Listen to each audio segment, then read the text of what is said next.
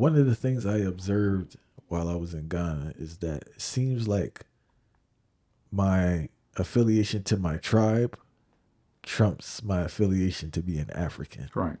Is that a one of the big issues with the a deterrence from the unity in Africa across tribes within a country Right. and within other countries? Okay, so here's what is the best proof about the fallacy of that whole thing.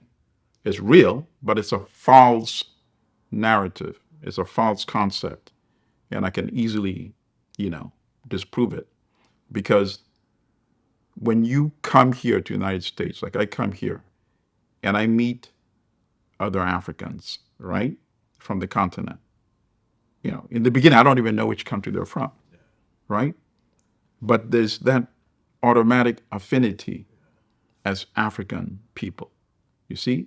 Because now we're in a neutral setting. So it shows and it proves that when you're in those countries, somebody is using that false narrative for their own benefit. And normally it's politicians, right? It's politicians that highlight that, try to point on these false differences. There are no differences. They grow the same type of food, with minor variation because it depends on the climate in that particular region where you come from in that country, right? So they keep emphasizing and magnifying those alleged superficial differences.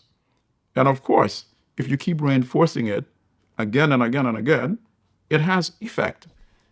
And listening to you, I don't.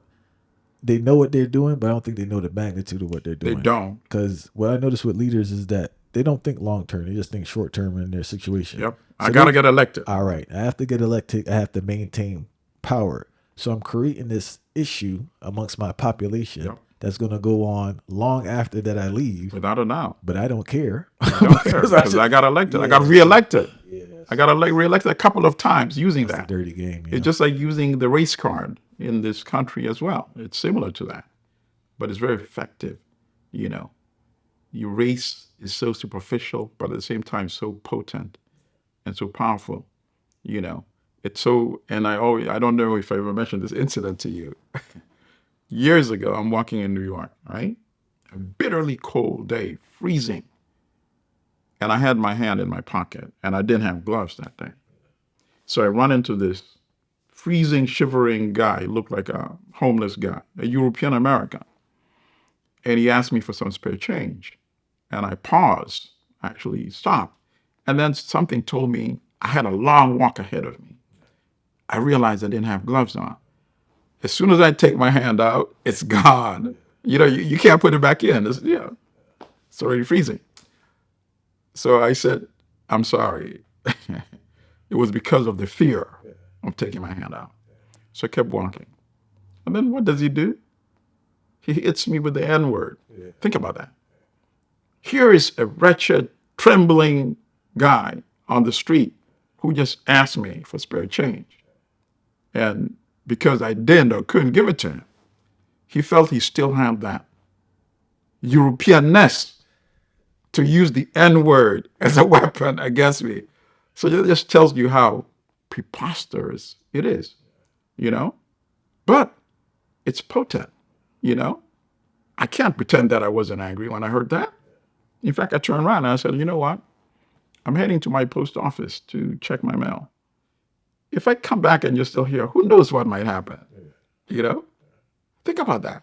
And then the worst thing, if I'd come back, he was gone, by the way. I came back, he was still there. Let's assume something had happened. And a cop car is coming by with European cops. Who's the one who's going to get locked up? Because of the race thing. Look at what race does in South Africa. Look at what race does in Guyana. Think about that, in a country like Guyana. And that's why I love, there's this lecture on YouTube by Walter Rodney. Great Walter Rodney. Yes, the great Walter Rodney. Race, is it race and class in Guyanese politics? And he explains how superficial it is, but how the European colonial plantation owners played it up between Indian Guyanese and African Guyanese.